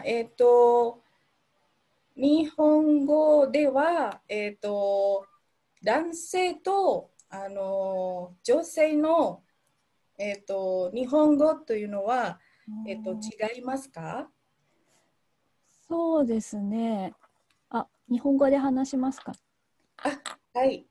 アビゲイル先生がいますので通訳をしてくれます。アビゲイル先生のマイク使えるようにお願いします。はい、男性と女性の日本語についてですけれども、一般的には大きくは変わらないと言われています。でも男性がよく使う言葉とか女性がよく使う言葉というのはあります。で、特に大きな違いは私、さや、悪の言い方かなと思います。私は友達に話すときも私と言いますが、男の人は俺とか僕とか使うこともあります。で、女の人が僕と言っても大丈夫ですが、一般的には呼び方、自分の名前の自分を表すときに読み方は違う。男性と女性で違うことが多くあります。はい。アビゲイル先生もミュートできないというのでお願いできますか？Abigail Sensei, boleh minta tolong panitia untuk unmute Abigail Sensei dari JF. Oke, sambil menunggu Abigail Sensei di unmute, tadi jawaban dari Imai Sensei adalah secara umum tidak banyak perbedaannya, tetapi ada beberapa kondisi atau kosakata yang digunakan untuk membedakan panggilannya, terutama antara laki-laki dan perempuan. Misalnya kalau perempuan menggunakan watashi, kalau laki-laki menggunakan ore gitu ya. Jadi minasang yang sering menonton anime pasti sudah sering mendengar ya, begitu. Baik. Kemudian pertanyaan berikutnya, sumimasen, sugi no shitsumon daijoubu deshou ka? Imai Sensei no shitsumon desu. Hai. Bagaimana cara mudah belajar dan menghafal huruf-huruf dalam bahasa Jepang bagi pemula? Shoshinsha ni wa, どうやって、日本語の表記を勉強すればいいですか？もしおすすめとか、適切なやり方あれば教えていただければ幸いです。よろしくお願いします。はい、ひらがなとカタカナは全部でだいたい100個あります。インドネシアのアルファベットに比べてとても多いですね。で、おすすめはそうですね、今はたくさんアプリとかオンラインで勉強できますから、それで勉強するのがいいと思います。で、さっき紹介した JF の港にもひらがなカタカナコースがあります。フィリア先生も話していたと思います。それから JF にもオンラインアプリ、ひらがなとカタカナのアプリもあります。で、それ以外にもたくさんの人がひらがなとカタカナを勉強するアプリを作っていますから、無料で使えるものもありますから、自分で調べていろいろやってみると、一番簡単でいいのかなというふうに思います。はい、アビゲイル先生。アビゲイル先生sudah bisa? Hai. Hai, terima kasih. Baik, tadi karena pertanyaannya adalah bagaimana cara mempelajari huruf bahasa Jepang bagi pemula, maka Imai Sensei tadi menjelaskan karena sekarang zamannya semua adalah teknologi ya, semuanya HP dan sebagainya, maka supaya bisa belajar dengan menyenangkan, ya bisa kamu sendiri sih, bisa menggunakan website atau aplikasi belajar huruf bahasa Jepang yang ada banyak ya, dari Japan Foundation ada, tadi Imai Sensei dan Fuya Sensei sudah promosikan, dan ada juga dari orang-orang lain, pihak-pihak lain yang membuatnya. Silakan browsing sendiri, pasti pada rajin mencari-cari ya. Baik. Ya, terima kasih Abigail Sensei, terima kasih Imai Sensei. Baik, saya akan lanjutkan ke pertanyaan berikutnya. Mungkin ini pertanyaannya buat Imai Sensei sekaligus kepada Filia Sensei ya. Pertanyaannya adalah bagaimana metode pembelajaran bahasa Jepang yang efisien bagi mahasiswa yang ingin melakukan program pertukaran pelajar ke salah satu universitas Jepang. Shitsumon wa, どうや交換留学生として日本へ行きたいんですけれども、勉強の仕方はどうすればいいんですか？もし留学の準備としてです。そうです。留学の準備として何を準備しなければいけないんですか？フリア先生、先話しますか？はい。Begini, tadi pertanyaannya bagaimana persiapan Ryugaku ya untuk kuliah di Jepang, begitu ya? Metode pembelajaran bahasa Jepang. Metodenya. Nah, sekarang begini, saya tanya lagi, dia sudah pernah belajar atau belum? Kan ada juga yang dari SMA mau langsung universitas di Jepang, begitu kan?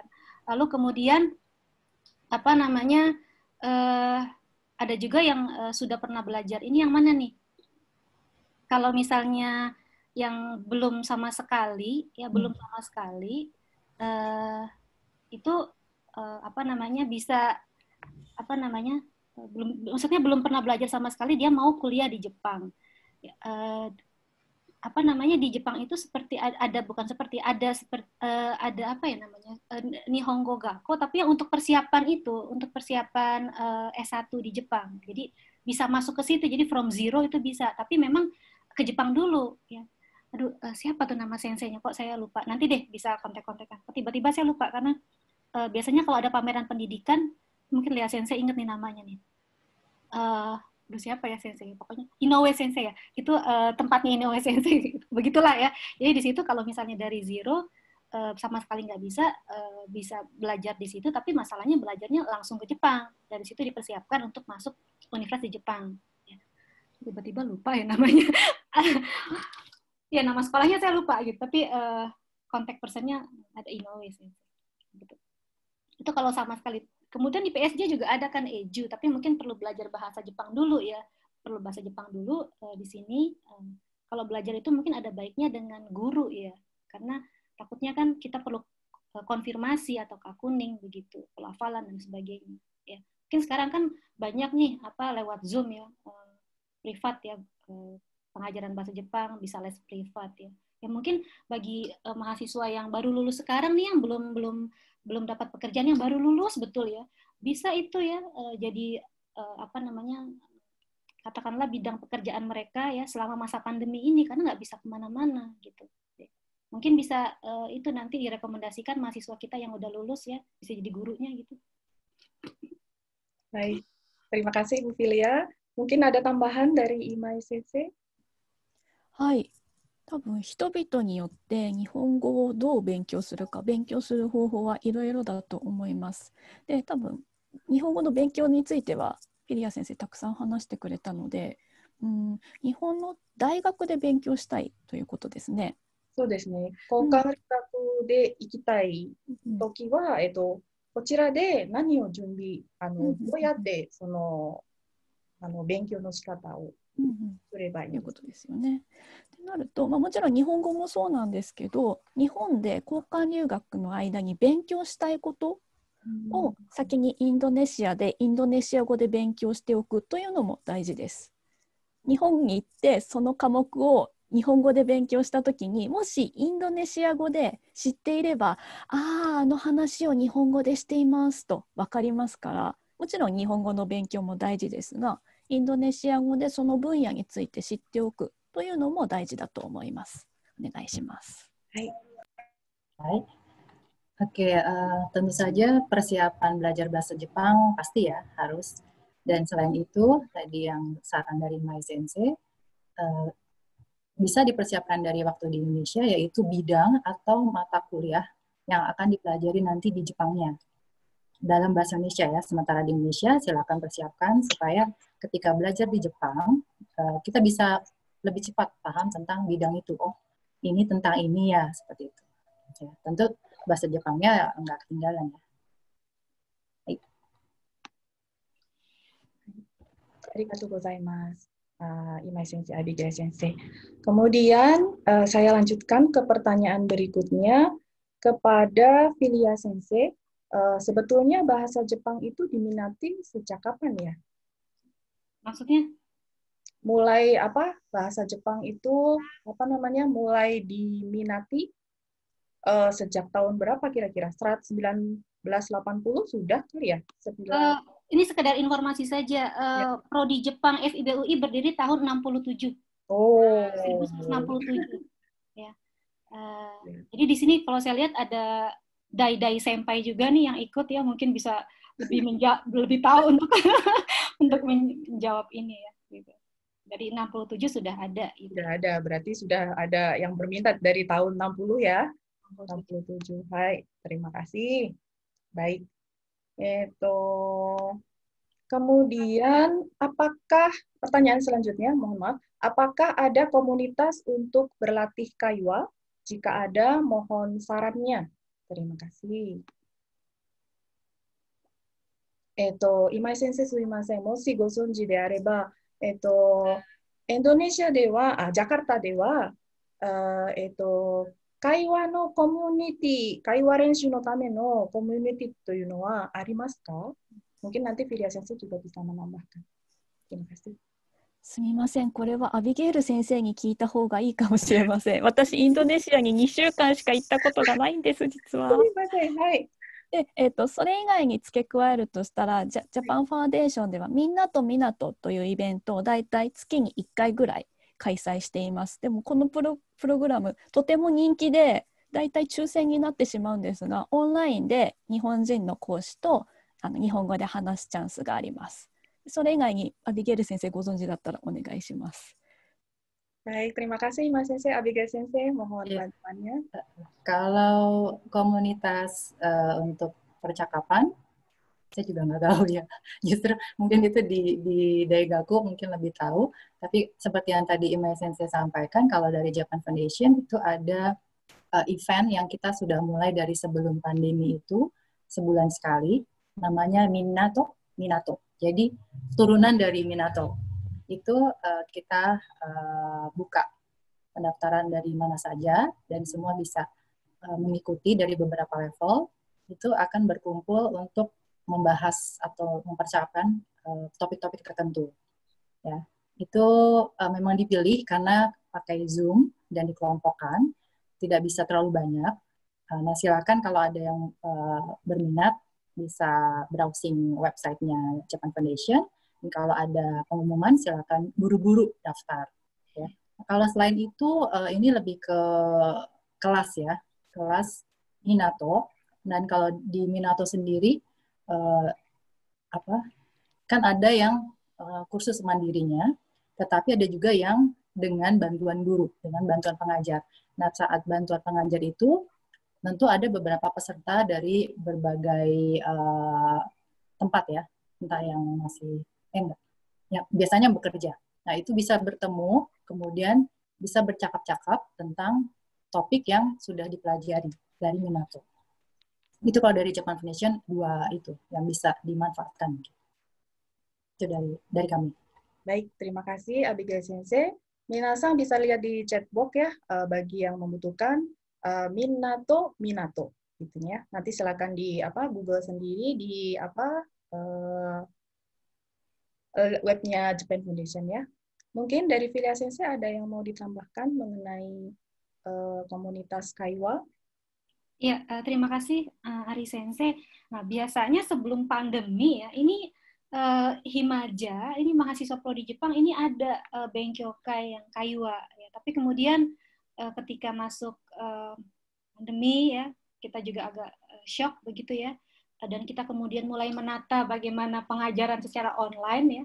Jadi mungkin rencananya bulan Oktober, karena kan saya kontak teman saya yang di Ritsumeikan Daigaku, itu mereka baru mulai Oktober mahasiswanya, yang mahasiswa yang belajar bahasa Indonesia nih, orang Jepang yang belajar bahasa Indonesia ya.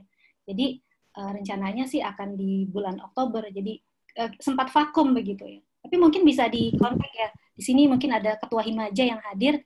Apakah selama pandemi ini sempat dilakukan melalui Zoom begitu atau vakum dulu begitu? Nanti mungkin bisa saja kita bisa kelola begitu sebagai sebuah kegiatan Himaja, kegiatan akademis, karena ini baik sekali ya. Himaja punya kegiatan akademis dan non akademis. Terima kasih. Baik, terima kasih banyak Ibu Filia. Kemudian saya lanjutkan ke pertanyaan berikutnya ya. Apakah setelah lulus S1 langsung bisa mengajar bahasa Jepang di tempat kursus ataupun sekolah? Bagaimana ya ini ya? Apakah Ibu Filia dengan Ibu bisa membantu menjawab? Daigaku 4年日本語を勉強して大学を卒業して、その後すぐに日本語学校とか教えることができますかっていう質問でした。はい、よろしくお願いします。私から話しますか？はい、すみません。はい、これはインドネシアでってことですよね。そうですね。はい。それはインドネシアの学校がどんな人を先生として雇いたいかによると思います。で例えば、先生の資格がなくても N2 とかあれば雇いますよという語学学校もあると思いますし、いや私の学校は教授法を勉強した人が欲しいですというふうに言う可能性もありますから、いろんな学校が今あるので、これだったら必ず大丈夫っていうのはないと思いますけれども、一つは日本語の能力が高い方がいいというのは絶対的にあると思います。それから、JLPT を取ったりとか、私はこのぐらいの日本語能力がありますとか、あと教えるコースを受けたことがありますとか、そういったただ話せるだけじゃなくてレベルがこのぐらいですとか教えられますとか、そういう、サーティフィケートとかがあると雇ってもらいやすいかなというふうに思います。すいません、あんまりインドネシアの事情がよくわからないので一般的な答えなんですけれども、はい、アビゲル先生お願いします。Baik, Imai Sensei tidak tahu persis ya kondisi di Indonesia atau syarat yang diberikan di Indonesia sendiri supaya bisa mengajar baik di kursus maupun mungkin di sekolah ya. Kalau tadi pendapatnya secara umum yang pasti kemampuan bahasa Jepangnya tinggi, itu pasti ya. Bukan hanya bisa berbicara, tetapi misalnya ada sekolah atau institusi yang mensyaratkan N2, misalnya minimal N2, atau ada juga yang syaratnya sudah punya sertifikat mengajar atau pernah mempelajari metode pengajaran. Ya, jadi itu tergantung institusi yang akan merekrut sebagai pengajar itu permintaannya seperti apa. Ya, secara garis besar sih itu ya. Dan kalau Indonesia beliau tidak tahu. Jadi bagaimana dengan Ibu Filia atau yang lain mungkin. Ya, terima kasih. Tadi kan ditanya apakah ketika lulus bisa mengajar bahasa Jepang. Jadi kalau sudah lulus S1 di prodi Jepang begitu, apakah bisa mengajar bahasa Jepang? Nah, masalahnya kan ketika lulus itu kemampuannya juga ada bermacam-macam ya, heterogen ya. Saya setuju dengan Abigail Sensei dan Imai Sensei yang mengatakan bahwa setidaknya N2 lah ya untuk menjadi sensei, untuk selembar kertas sertifikat itu saya rasa jadi syarat yang pertama dulu ya. Lalu kemudian mungkin bisa bergabung dengan asosiasi ASPBJI yang juga bekerja sama dengan Japan Foundation begitu. Ya di situ bisa bergabung ya. Kita kan suka ada Benkyokai, bagaimana pengajaran berbicara, pengajaran menulis, pengajaran membaca, dan seterusnya. Jadi ada Benkyokai yang rutin di situ. Mungkin bisa bergabung di asosiasi itu untuk mempersiapkan diri menjadi pengajar. Ya.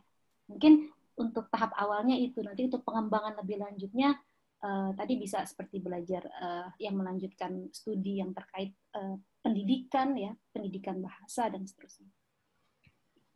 Baik, terima kasih Imai Sensei, Abigail Sensei, dan Filia Sensei. Pertanyaan berikutnya masih agak berkaitan dengan pertanyaan tadi ini ya. Bagaimana kalau misalnya tidak mempunyai background, misalnya pernah belajar bahasa Jepang tetapi bukan di lembaga formal gitu. Jadi misalnya senkonya bukan Nihongo gitu. Apakah bisa mengajar bahasa Jepang? Nihongo senko dewa nai deshitara, Nihongo osheru kanosei wa arimasu ka?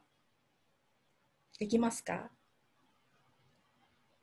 Ya, seperti tadi ya, mungkin bisa saja bukan lulusan universitas begitu ya, tapi dia punya N2, punya N1 ya. Nah, kalau punya N2, N1 itu kan sebenarnya baru kemampuan dia ya, baru pengetahuan bahasa Jepangnya ya, sebenarnya baru pengetahuan bahasa Jepangnya, belum keterampilannya. Karena begini, belum tentu ya anak yang bisa misal katakanlah dia punya N2, dia punya N1, belum tentu dia bisa loh berbicara. Jadi tolong di sini bedakan antara pengetahuan dan keterampilan.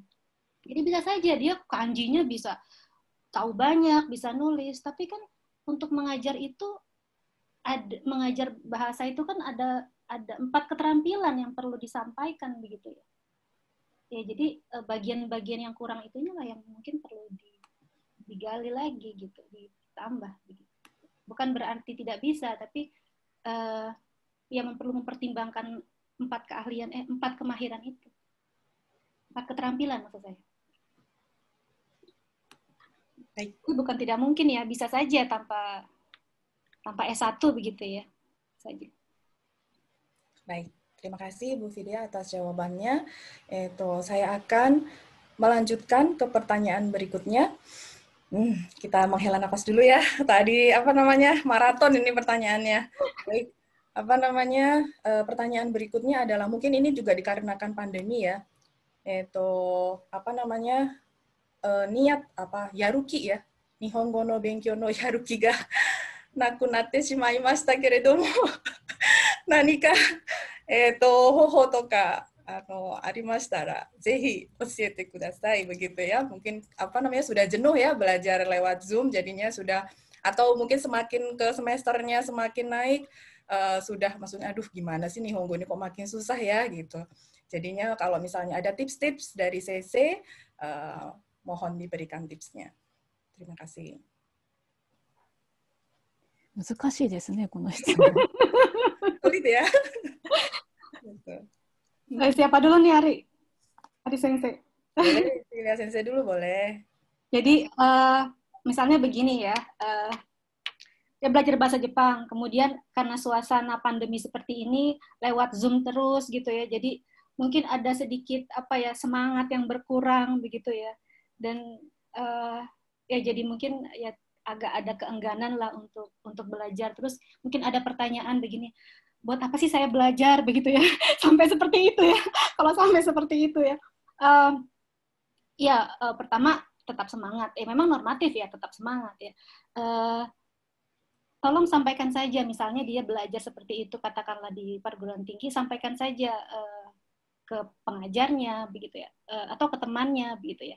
Kalau dari sisi pembelajaran mungkin sampaikan saja begitu ke dosennya. Mungkin kan dosennya awalnya tidak sadar jadi sadar. Nah, kalau kebetulan saya kan sempat WA nih salah satu anak ya secara japri, dia tuh sampai begini, saya tuh nggak bisa belajar sensei lewat Zoom, ke distract gitu. Terus waktunya kurang gitu, karena kan misalnya ketika giliran bicara waktu dia paling cuma sekali gitu ya untuk satu soal atau untuk bicara apa. Kemudian itu kan satu kelas katakanlah ada 18 gitu kan, jadi kan mungkin kurang gitu. Nah disinilah kemudian ya kami juga berpikir ya untuk mengadakan di luar jam kuliah, karena kan kalau jam kuliah sudah kimateru gitu. Dan itu yang sedang saya pikirkan itu dengan native gitu. Jadi supaya ada semangat gitu ya, supaya tujuannya itu lebih kelihatan gitu. Ya enggak sih? Ya kan, jadi lebih ada manfaatnya gitu kan. Kalau misalnya dia langsung bicara dengan native, nggak apa-apa lewat Zoom ya. Nanti kita kan saling belajar, yang sana mau belajar bahasa Indonesia, yang sini mau belajar bahasa Jepang. Ya, begitu mungkin. Baik. Terima kasih Filia Sensei. Mungkin dari Imai Sensei moshi nanika gozaimashitaら。はい。今、日本に旅行で行くとか仕事で行くというの先の見通し、いつ行けるかわからないから、なんかモチベーションがすごく下がると思います。私も同じで、今日本で仕事をしていますが、いつインドネシアに行って仕事ができるか実は分かっていません。でも私はインドネシア語を頑張って勉強しています。なぜですか？一つは、学校に通っています。オンラインでインドネシア語を勉強しています。私がお金を払いましたから、お金のためにやらなければならないですね。それから先生が次のクラスはいつですかと聞きますから、1週間に2回勉強します。宿題もあります。ですからやらなければなりません。だからそれからインドネシア語を勉強します。私は仕事で使いますから、このようなオンラインイベントに出ると、今のインドネシア語分かりました。このインドネシア語を勉強しました。とても嬉しいです。ですから一つはお金をかけて勉強します。もう一つは自分で日本語を使わなければいけないイベントに参加したり、自分でオーガナイズしたりします。この2つでもしかしたらやる気がアップするかもしれません。どうでしょう。Iya, mungkin tambahan saja tadi. Oh ya, silakan. Kalau sekali lagi.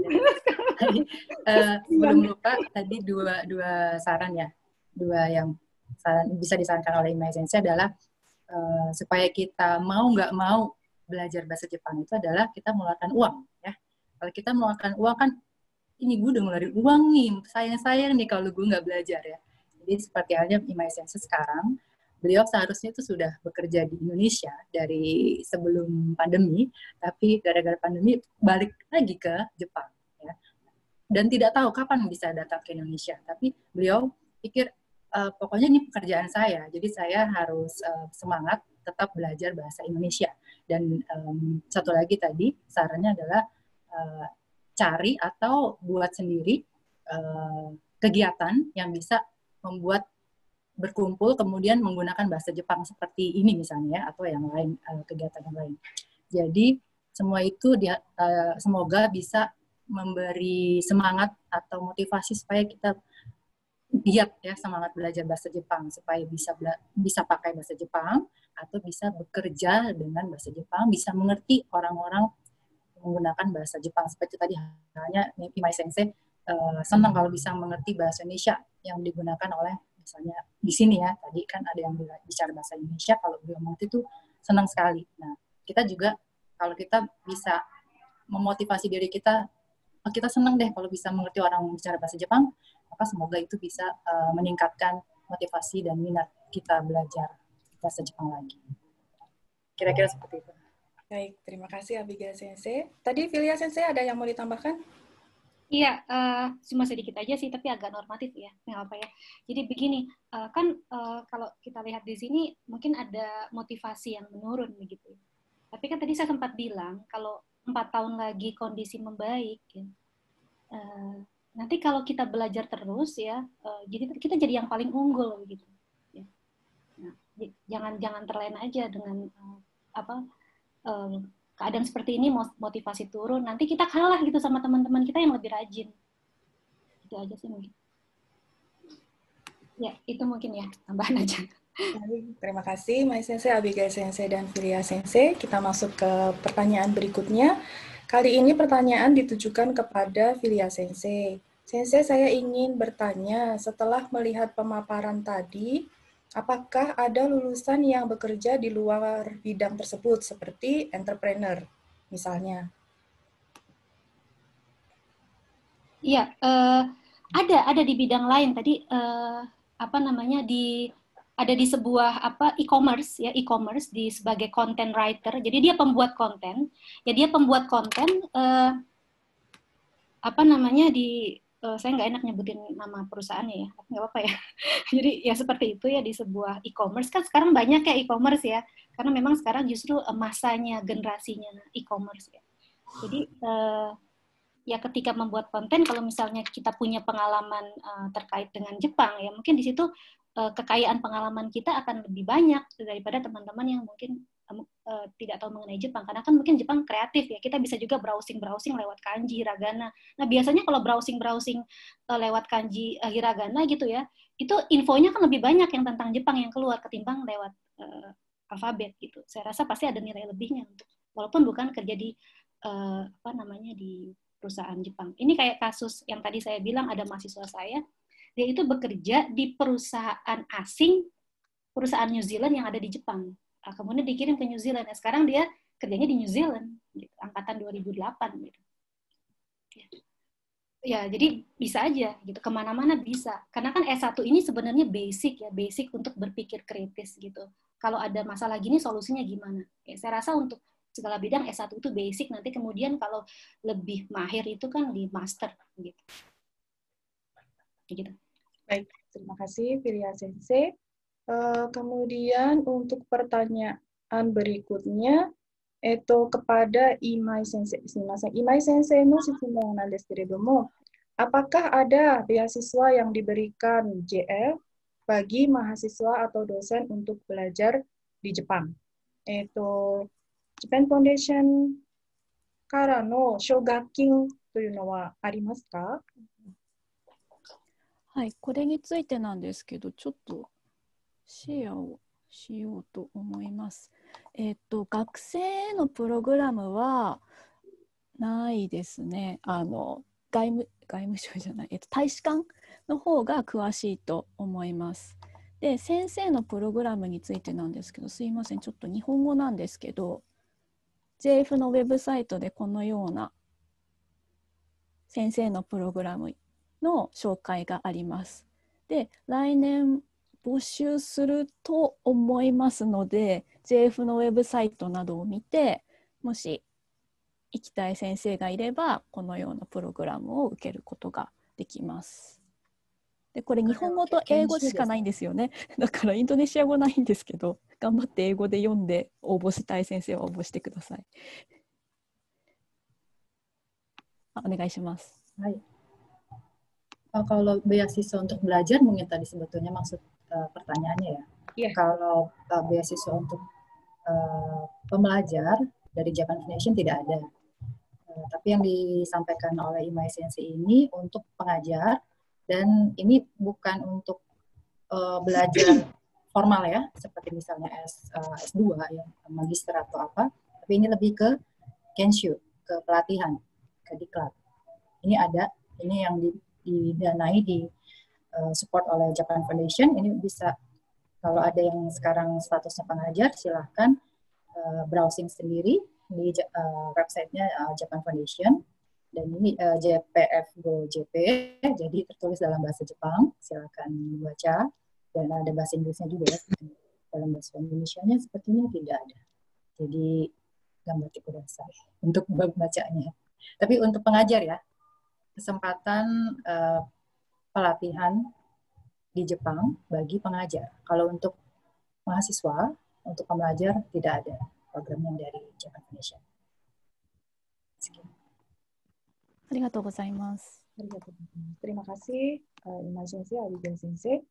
Baik, satu pertanyaan lagi ya untuk Pilia Sensei. Sebenarnya kalau kita ryugaku ke Jepang itu kita melakukan apa sih? Apa yang dilakukan ketika kita ryugaku di Jepang? Begitu pertanyaannya. Pertanyaan dari siapa nih, boleh tahu nggak? Atau nih, maaf. Iya. Apa yang kita lakukan ketika ryugaku di Jepang? Ini ryugakunya yang mana dulu nih? Kan ryugaku macam-macam ya. Ada yang kalau misalnya katakanlah di prodi Jepang gitu ya, mahasiswa dikirim 1 tahun ke mana ke Jepang gitu ya untuk studi di sana. Itu kan non gelar ya. Tapi di sini menarik nih walaupun non gelar ya, saya rasa banyak kelebihannya. Selain belajar bahasa, di situ kita belajar yang lain ya. Misalnya di kampus itu ada kegiatan terkait budaya, misalnya ikebana, pakai kimono gitu kan. Nah, di situ kan kita bisa ada interaksi ya, tidak hanya bahasa tapi hal-hal yang terkait di situ gitu ya. Jadi banyak ikut kegiatan-kegiatan yang ada di situ. Tidak hanya yang di universitas, tapi juga bisa kegiatan yang diadakan di mana di itu loh, yang kayak di Shakusho kan suka ada tuh les macam-macam gitu ya. Ada juga yang nanti jadi ambasador begitu ya, jadi reporter ya. Saya ingat dulu pernah jadi ngisi radio gitu ya, padahal kan bahasa Jepangnya juga masih belepetan gitu ya. Pede aja gitu ya, jadi penyiar radio lokal sih gitu ya. Ya gitulah, iseng-iseng. Banyak sekali yang bisa dilakukan ya. Kalau misalnya ada yang suka baito ya, baitonya tuh kalau bisa yang yang bisa banyak komunikasi, misalnya di mana, misalnya di itu ya, Kisateng gitu ya. Kalau di Kisateng kan bisa ngobrol tuh sama customer gitu. Ya jadi maksud saya gini, bukannya saya nyuruh baito sih, maksudnya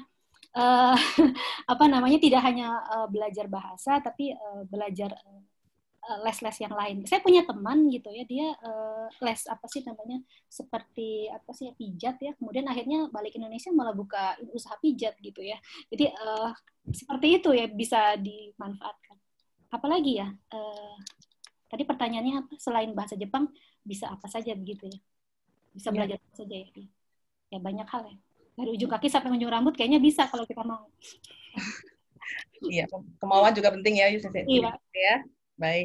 Baik, Bapak Ibu sekalian, jam pukul 16:56. Tadi Imai Sensei sudah membagikan ya PDF materi. Imai Sensei akan saya share di chatbox bagi Bapak Ibu yang berminat. Silakan mengakses yang telah saya share di chatbox. Mungkin nanti dari Pilia Sensei bisa meng-share PDF materi sambil kita menutup acara ya. Hai. Baik, Bapak Ibu sekalian, adik-adik mahasiswa, demikianlah sesi dari pembicara dan tanya jawab telah berakhir. Mohon maaf jika ada pertanyaan yang tadi belum sempat terjawab ya karena keterbatasan waktu. Sebelum saya akhiri, kiranya Bapak Ibu, adik-adik sekalian berkenan memberikan reaction yang meriah kepada dua pembicara kita, Ibu Imai dan Ibu Pilia. Kita tekan tombol reaction-nya ya. Oke. Terima kasih banyak. Baik, sekali lagi kami haturkan terima kasih atas perhatian, partisipasi, serta pertanyaan yang sangat berharga dari Bapak Ibu sekalian. Mohon maaf atas segala kekurangan. Apakah ada pesan sponsor dari panitia? Mungkin kegiatan yang akan depan atau yang ke depan atau yang lain mungkin Ibu Sonia atau Mbak Rizka atau Mas Ari? Terima kasih Ibu Ari, terima kasih Imai Sensei dan Pilia Sensei atas nama panitia dan mungkin Departemen Linguistik ya. Saya mengucapkan terima kasih untuk diskusinya hari ini yang sangat menarik dan sangat besar antusiasmenya. Nah, mungkin kalau nanti teman-teman ada waktu, di minggu depan kita ada sesi bahasa dengan bahasa Mandarin. Begitu. Mudah-mudahan teman-teman bisa menyempatkan lagi bergabung dengan kami. Sementara itu dulu informasinya, tidak ada lagi sebetulnya. Jadi sekarang sudah jam 5 kurang 2 menit. Silahkan kalau mau bersapa-sapa antara sensei-sensei dan mahasiswa-mahasiswanya, mungkin ada beberapa alumni juga. Saya sebagai wakil dari panitia, saya undur diri. Silakan. Baik, Vinasa, sambil chat-chatan ya di kolom chat box ya, ijo mochimashite webinar bahasa o suryou sasete itadakimasu. Minasama saigo made go sanka itadaki makoto ni arigatou gozaimashita. Soshite takusan no kichou na go iken o oyose itadaki kokoro yori kansha o moshiagemasu. Mata no goraijo omachi shite orimasu. Demikian kita bisa akhiri ya Ibu Sonya ya. Baik.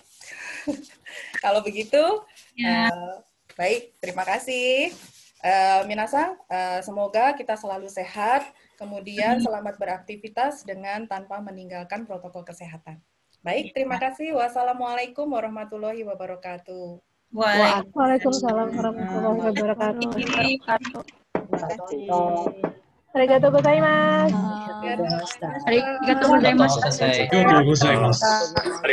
Terima kasih, arigatou.